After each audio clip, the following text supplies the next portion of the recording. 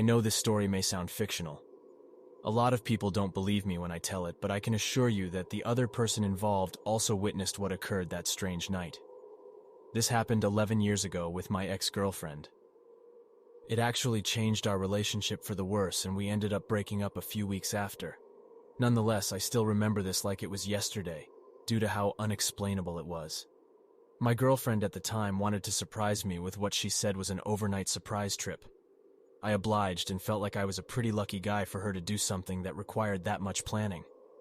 After packing a duffel bag full of clothes and toiletries, we left for what I thought was a resort or some kind of hotel stay.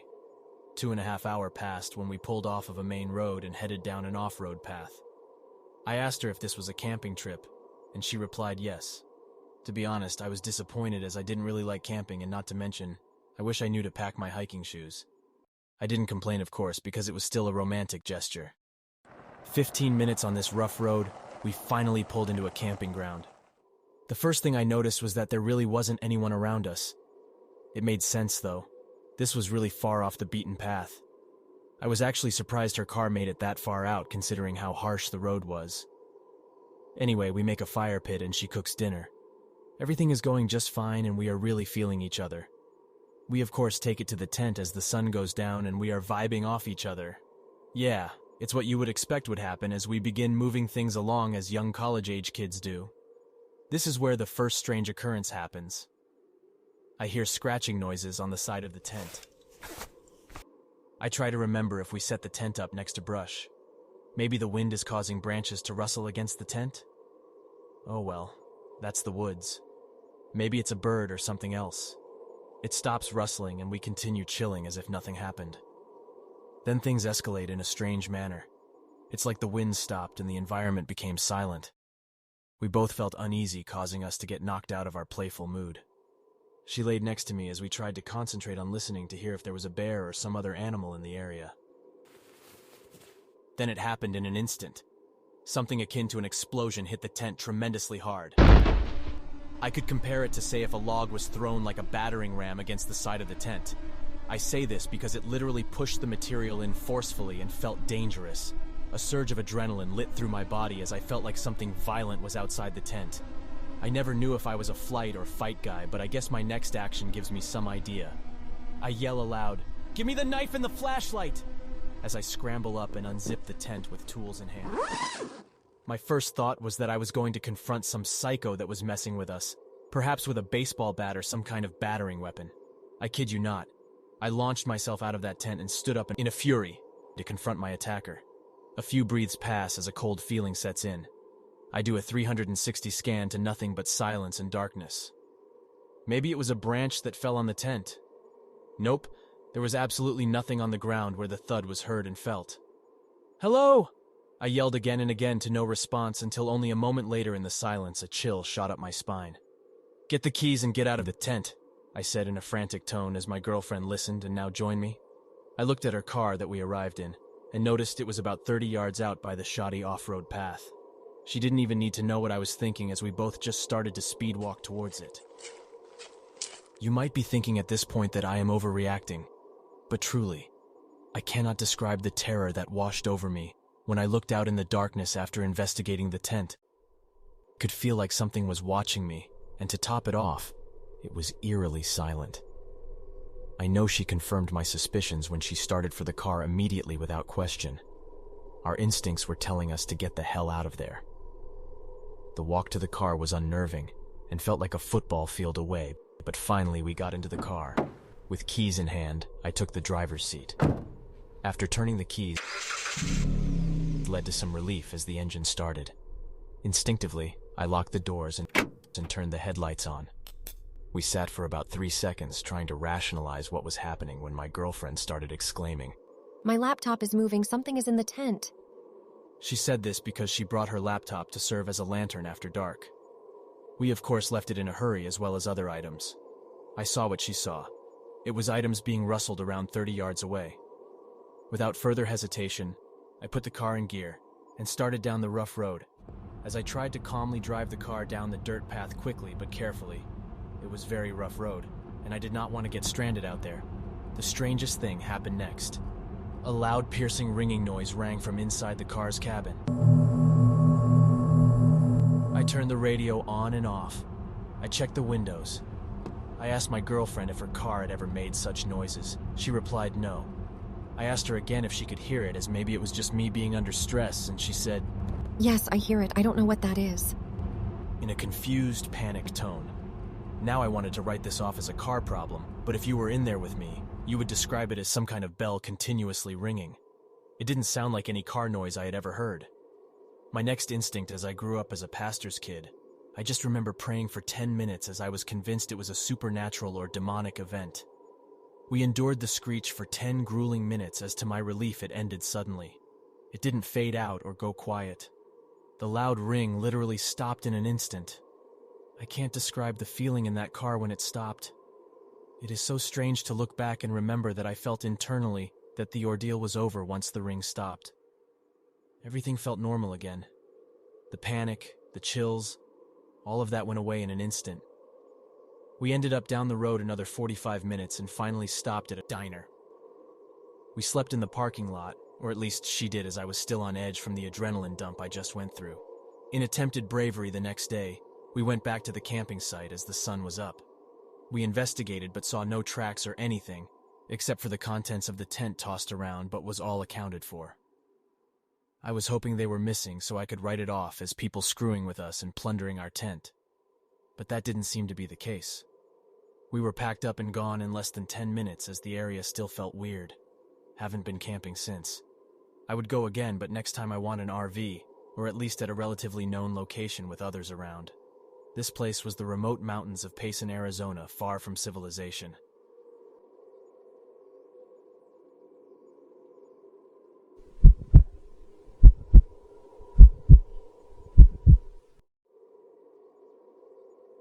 In summer 2019, my partner and I, both early 20s, decided to take a road trip to Vancouver, Canada, and then stay at Golden Ears Provincial Park. We liked camping, had spring break, and wanted to do something different and make the most out of our vacation. My partner had never been out of the US, and it seemed like a crazy new experience. It was a 6-day trip with Airbnbs in each state, and the grand finale was a reserved campsite at Golden Ears, and it was close to the water, Alouette Lake. We packed terribly, had a giant tent, brought a bunch of fruit and veggies to eat healthily, stored them in a cooler that was too small, and brought a cutting board and knife to break up the snacks while driving. We started in California, switched off driving our bright red Ford Fiesta. We drove through Oregon and Washington and made it to Vancouver. We spent a day or two in each state, drank a little too much, and stayed out late. Canada was the best part, and Alouette Lake felt like walking in a painting. We walked barefoot on the rocks with our toes in the freezing cold lake. We hiked around, saw a beautiful waterfall where we saw a couple taking pictures of each other for an hour, and we started modeling the same poses from far away. Everything was perfect, and the campsite was empty, except for the other couple. We went to bed early that night. It was quiet, and I woke up to crackling outside the tent. My partner was still asleep and snoring. I didn't think much of it because it was pitch black and probably an animal. The crackling continued closer to the tent. I sat up and grabbed my phone. The brightness came on and I turned it off, almost blinding myself with the light.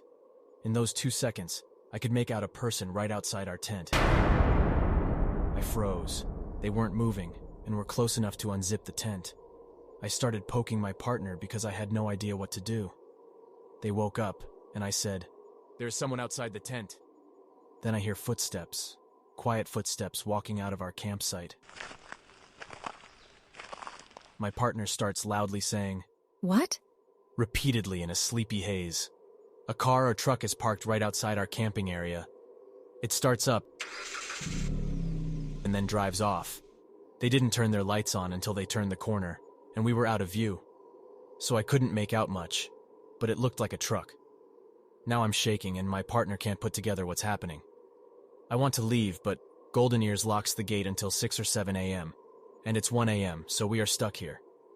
I make us move to the Ford Fiesta and sleep in the tightly packed car. She falls asleep immediately and thinks I'm paranoid. Could it have been a park ranger? It seemed too weird of behavior for a park ranger. I sit there wide awake for about 2 hours. The car is locked, and I want to sleep but can't. I'm in the passenger seat. my partner in the driver's seat asleep, and it's 3 a.m. I'm sitting half awake. I hear a car slowly driving up the road, with its lights off as it rounds the corner. It had to be the same truck. I was scared, but my adrenaline was pumping. It slowly rounds the corner and pulls up directly in front of our campsite. Again, in the same spot. I feel like I'm going to throw up. I had no weapon but the kitchen knife we brought for the fruit and veggies, so I grabbed the knife and tried and make myself look angry, crazy, and big. I sit straight up in the passenger seat, holding the kitchen knife. I keep it straight up at eye level and stare deadpan out at this truck in the pitch black, just like the father in the American Gothic painting. The truck stops and turns off. A light shines directly into my face coming from inside the truck, and I stare back terrified, in my bright red Ford Fiesta, holding my large kitchen knife, not blinking. The truck starts up and turns on its lights, and they stay on, blinding me. And the truck pulls out and turns around and goes back where it came.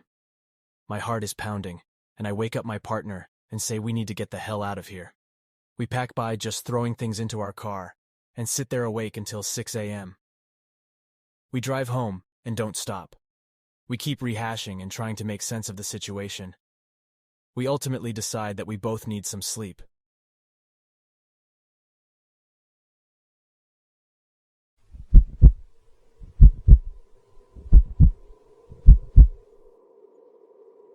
My childhood best friend Marie and I were around 11 or 12 years old at the time. Marie's family had their own campsite in a provincial park about 2 hours from our hometown, and would spend the entire summer each year living in their camper out there. This particular summer, I was able to go and stay with them for a week, and we were excited to spend our time adventuring around the forest. On the last night that I was there, we decided we wanted to hurry down to the ice cream shop by the lake before it closed. It was early evening at this point, still pretty bright out, but beginning to lose light. The path we took was down a short slope right next to the main road with maybe 10 feet of thick brush and trees in between. On the other side was the forest, with more tall, thick brush. So we were walking along, not seeing a single other person on the path in front or behind us. We hear a sudden rustling and snapping of branches,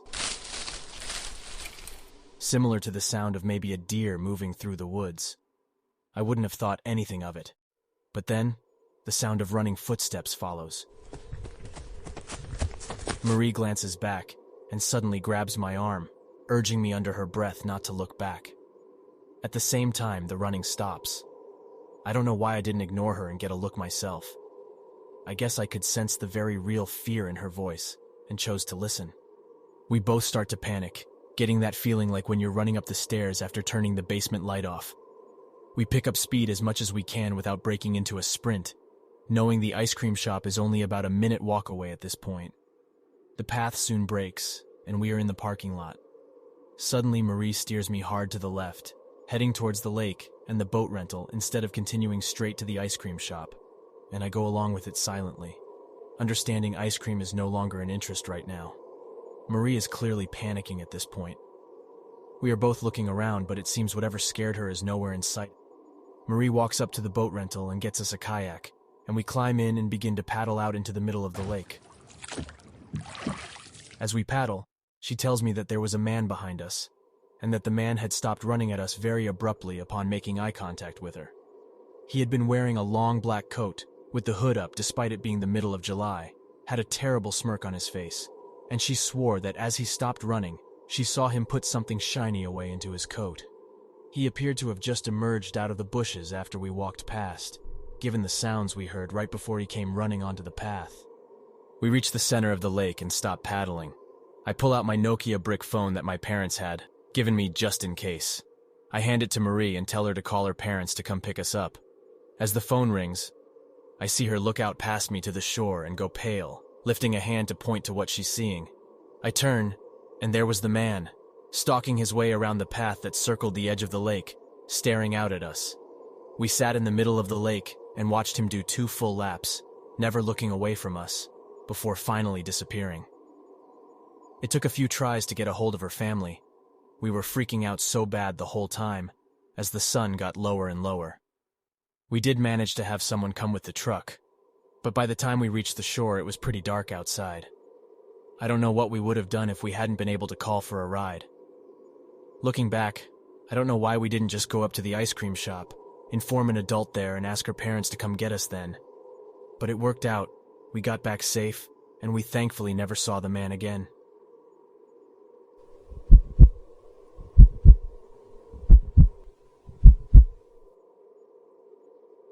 From when I was about 11 to 14 years old, I had a best friend named Spencer. Spencer had a decent-sized family and a big house. We hung out practically non-stop outside of school. He was homeschooled and I was in public school. During the summer, I practically lived at their house. Spencer had an older brother named Keenan. Keenan was about 5 years older than him and I thought he hung the moon. He was so cool. He listened to great music and played guitar, and I always wanted to be around him. One summer when I was 13, Keenan went to summer camp. He was supposed to visit the Grand Canyon and go kayaking and do a ton of fun stuff. We were jealous. It was weird not having him around all the time since I basically stayed at their house the entire time. Finally, the day came where Spencer's dad was supposed to go to the airport to pick Keenan up. We were super stoked to hear all about camp. His dad drove up and we ran downstairs to greet them, and yet we didn't see Keenan. His dad had tears running down his face and he exclaimed, He didn't make it. He didn't make it, you guys. My heart dropped into my stomach and I started to panic. Then Keenan walked up right behind him and they both started laughing. It was a huge dick move. Anyways, we helped him unload his luggage and stayed up until midnight talking about his summer. He had so much to say. He said he had the time of his life and told us all about how he almost went overboard while water rafting and how he surely would have drowned if he did.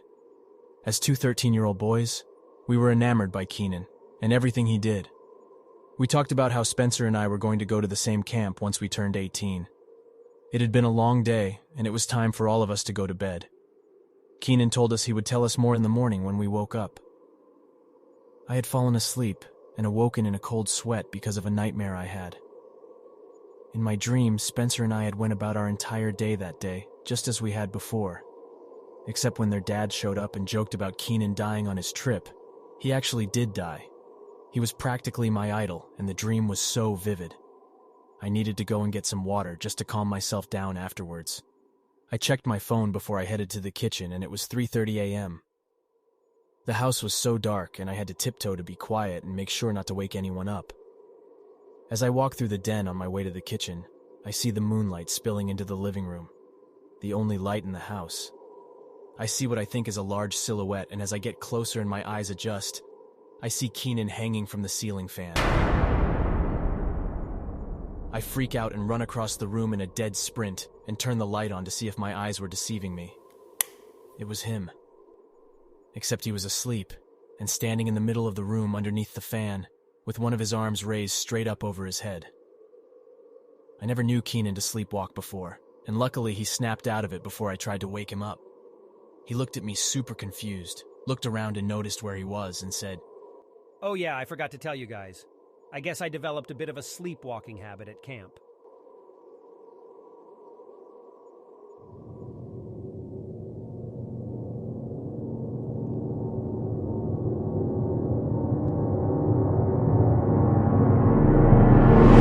Don't skip this.